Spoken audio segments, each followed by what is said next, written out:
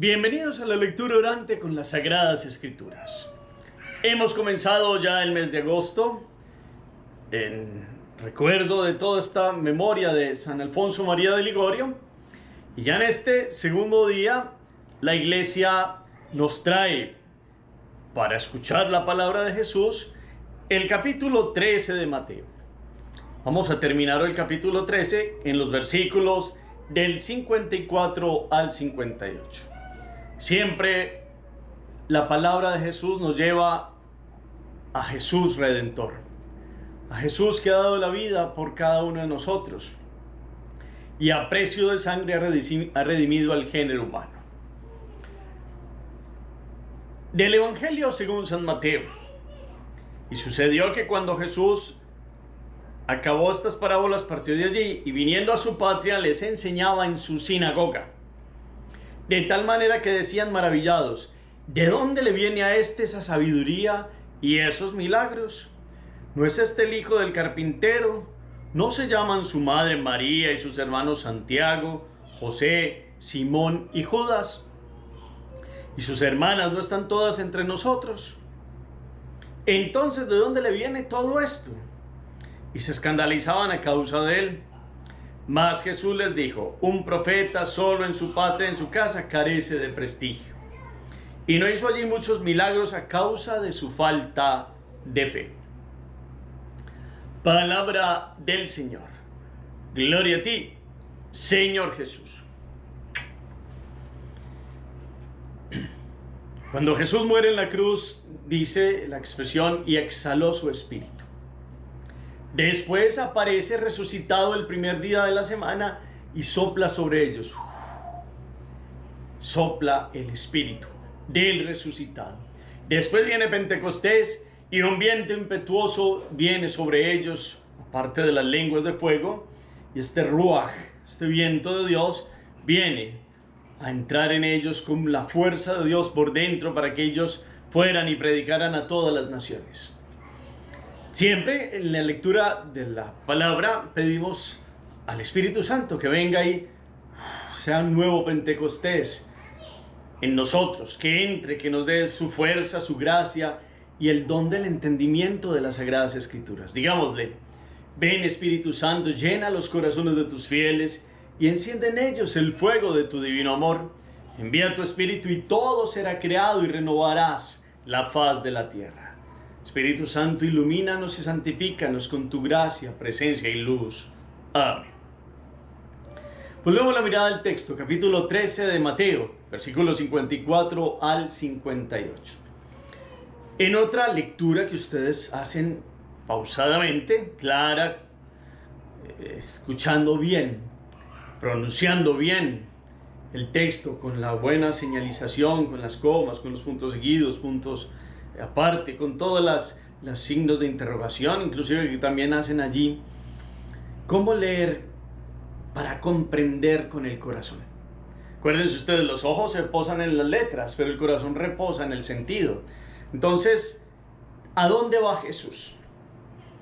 ¿Qué hace allí? ¿En qué lugar? ¿Cuál es la reacción primera de la gente?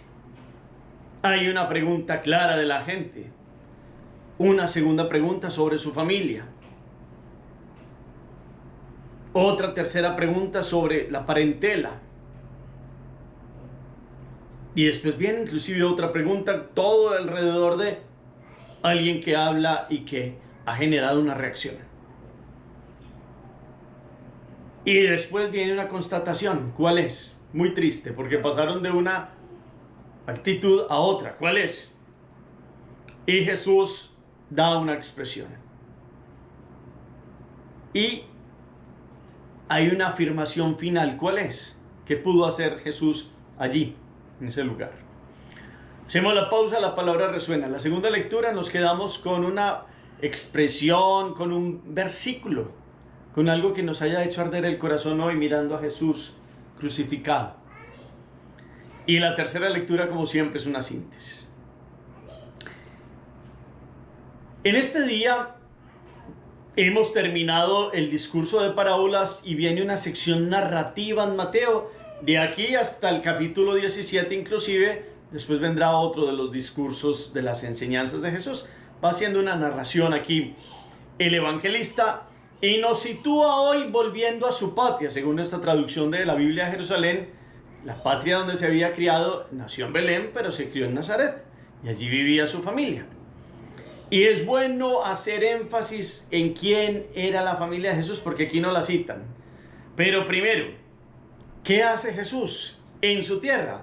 Lo que viene haciendo en Cafarnaúm y en otros lugares: enseñar en el primer momento de su ministerio, los sábados en las sinagogas. Pues entra en la sinagoga de Nazaret. El capítulo 4 de Lucas también nos relata un momento donde él toma el texto de Isaías, lo toma para sí: el Espíritu del Señor está sobre mí porque me ha enviado, me ha ungido para enviar la noticia, el mensaje a los pobres, la liberación a los pobres, etcétera, etcétera.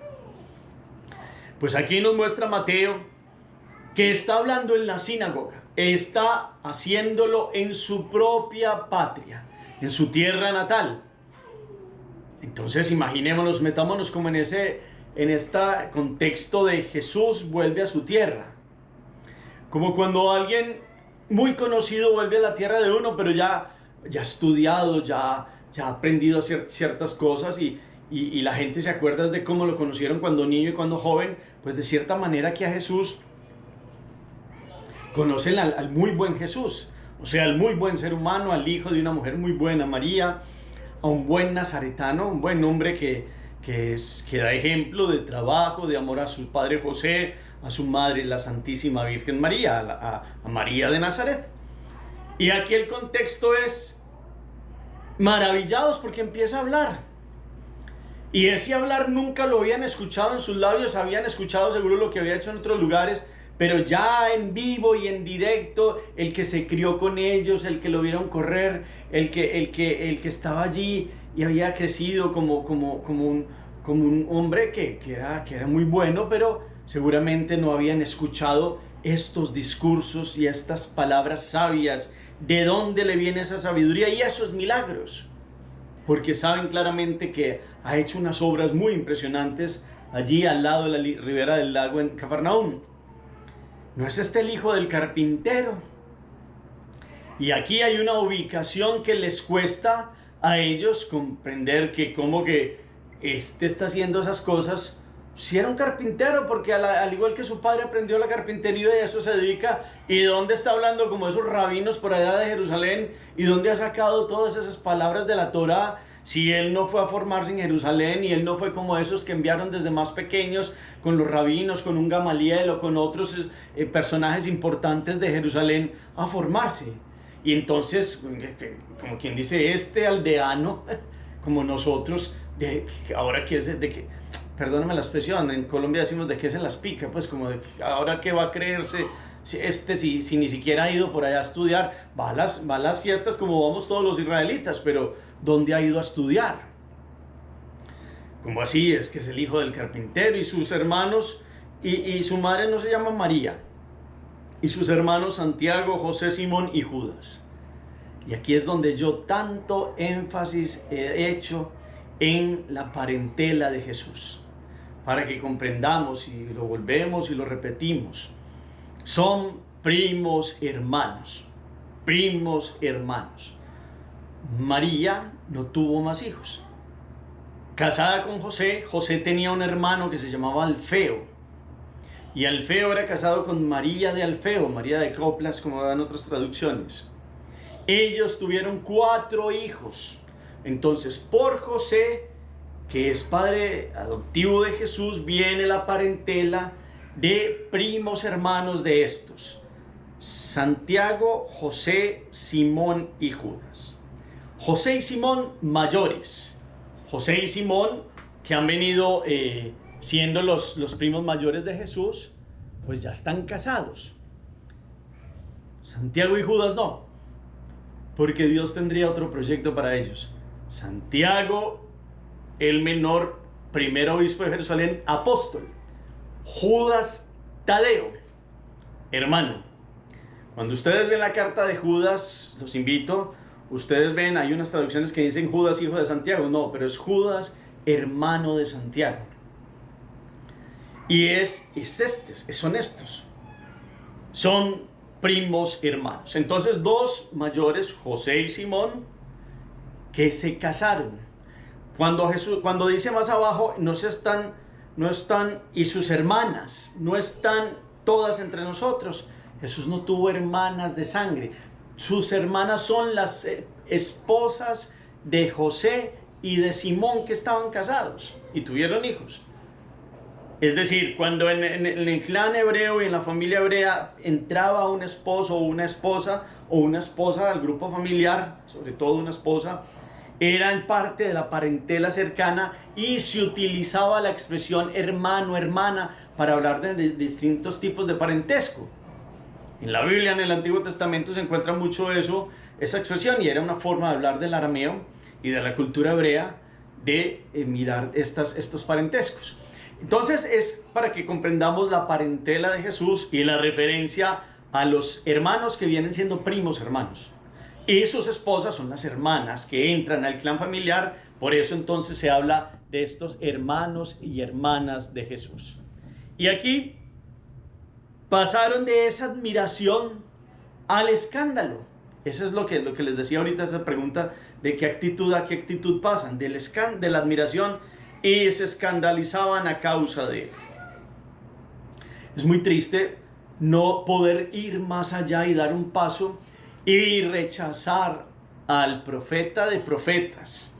Es que ni siquiera era uno del Antiguo Testamento, que eran hombres grandes inspirados por Dios. Es Dios en persona. Pero como nosotros los seres humanos nos basamos por los criterios muy humanos, muy de apariencias, no pudieron dar el salto de fe. Aquí lo que hay es un rechazo a Jesús por no querer creer quién era Él. Porque no fue Él que desde niño se manifestó con cosas grandes y hubieran sido felices los de Nazaret cuando Jesús desde niño ya hubiera empezado a hacer milagros y hubiera sido enviado a Jerusalén y viniera con poderes reales, o al estilo de los que están buscando los poderes humanos. Ese no es Jesús. Por eso no lo reconocieron. Por eso lo rechazaron como profeta y como Mesías. Y Jesús dijo: un profeta solo en su patria y en su casa carece de prestigio. Y no hizo allí muchos milagros a causa de su falta de fe. La fe es requisito sine qua non, fundamental, sin el cual no se puede avanzar, porque Dios no pasa por encima de nosotros, y se necesita el asentimiento para poder dejar que Dios obre. Dios no hizo robots, máquinas que obedecen a un toque de un botón. Dios hizo seres pensantes con alma racional, libres, pero libres no para el libertinaje como están proponiendo hoy con todas estas teorías del mundo y con todas estas propuestas de género, de un montón de cosas. No, libres para ser felices en Dios, libres para comprender su voluntad. Y estos estaban como escandalizados. La mayoría de ellos, puede que no todos, hay algunos pocos, y en esos pocos se pudo hacer la obra de Dios. No hizo allí muchos milagros, o sea, alcanzó a hacer algunos, según Mateo. Marcos es más radical en esta narración. Entonces, aquí mirar la palabra, esta fuerza del actuar de Jesús, nos trae esta constatación: el rechazo al profeta, rechazo a Jesús, rechazo a uno que no tendría las oropeles, o no, ¿cómo se dice? Las charreteras, las cosas importantes de los vestidos de franjas, de los formados en Israel, allá en Jerusalén, en el gran templo, y no podían ver que él era el templo. No solo los principales de Israel, sino ahora los de su tierra. Entonces, que esto nos mueva a algo. ¿Será que nosotros también hemos rechazado a veces cuando Dios nos quiere hablar a través de personas? Porque nos creamos unas características, es que un santo de Dios tiene que ser esto, alguien que me hable de Dios tiene que ser así, así, asá, y tal vez a través de los más sencillos Dios nos habla y uno lo rechaza. Y otra cosa es, somos profetas también.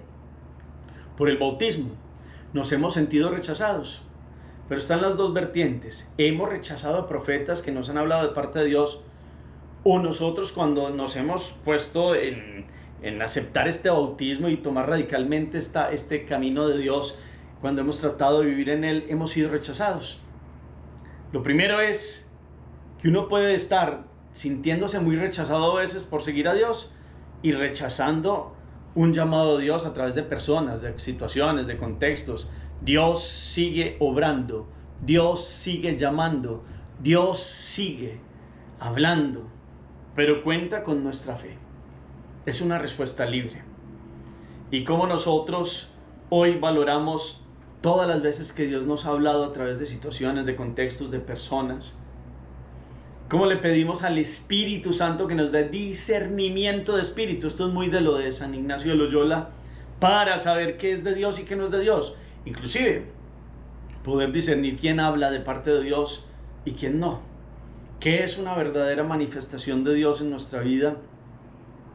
Y cómo vivir en los criterios del Espíritu, porque si vivimos en los criterios de la carne y del mundo, rechazamos las manifestaciones de Dios, desde las más grandes a las más pequeñas. Solo levantarse cada día es la primera gran manifestación, y es algo que damos por sentado, como, bueno, es que yo me tengo que levantar mañana, ¿sí? Y Dios mañana en un acontecimiento nos puede hablar de X o Y forma, o una persona de las que menos pensamos nos da una enseñanza. Y Dios habla, pero como a veces tiene estas características, no tiene que ser esta persona, tiene que ser fulano de tal, tiene que ser así, así, así. Dios háblame, y Dios dando respuesta, y Dios hablando, y uno rechazando, rechazando. Aquí están, lo vieron crecer, era un gran hombre, nadie podía hacer ni esto de Jesús. Y ya cuando están viendo semejantes palabras y semejantes obras, se echan para atrás. Que ustedes y yo no nos echemos para atrás cuando Dios sigue tocando el corazón, sigue llamándonos, sigue hablándonos.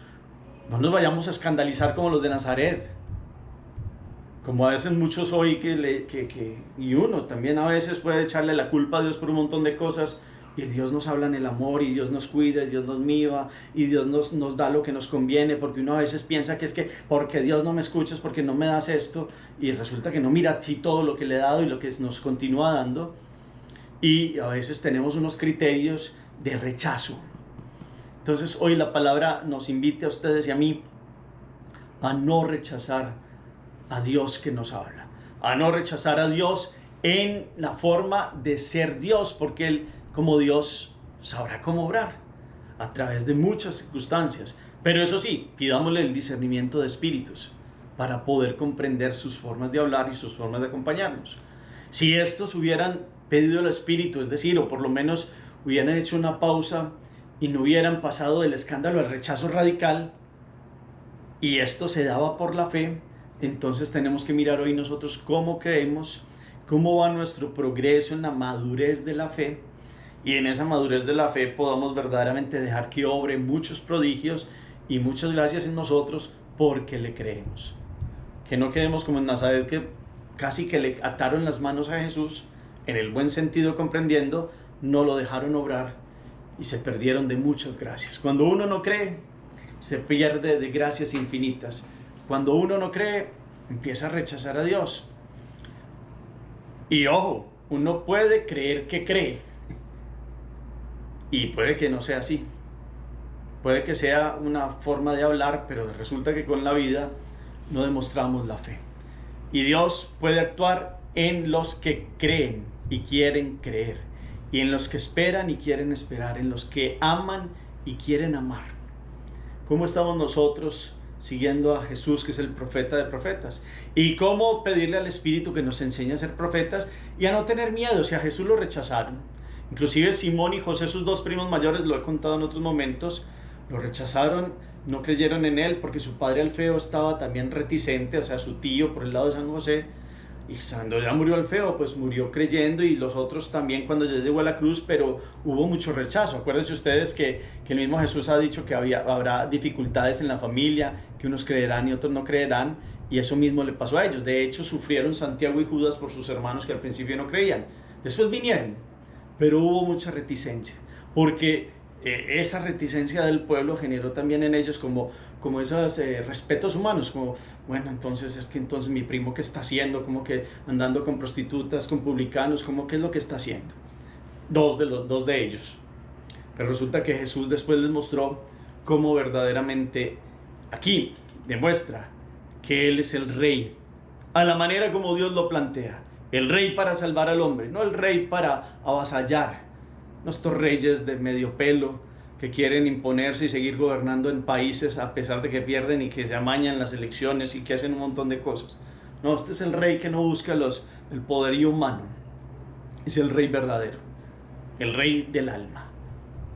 Las cosas del mundo pasan, pero Cristo debe permanecer. Entonces rechazamos a Cristo.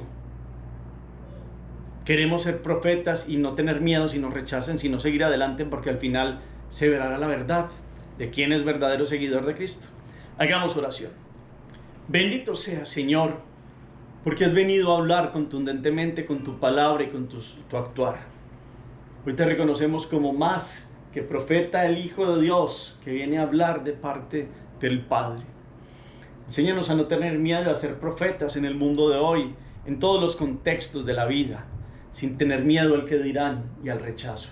Enséñanos a ser valientes como tú, para seguir creciendo en la fe, y al crecer en la fe, ver cómo hablas, cómo actúas y cómo nos respaldas todos los días con tu gracia, favor y bendición.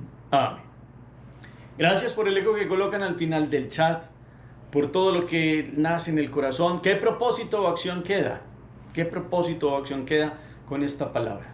¿Estamos siendo verdaderos profetas sin miedo al que dirán o al rechazo? ¿Estamos rechazando a Dios que nos habla a través de personas, de situaciones, porque es que no hace lo que quiere que nosotros hagamos, lo que queremos hacer nosotros? Miremos y tengamos un discernimiento del Espíritu.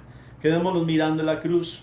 El Señor esté con ustedes, y la bendición de Dios Todopoderoso, Padre, Hijo y Espíritu Santo, descienda sobre ustedes y los acompañe siempre. Podemos seguir en paz. Demos gracias a Dios. Feliz día para todos.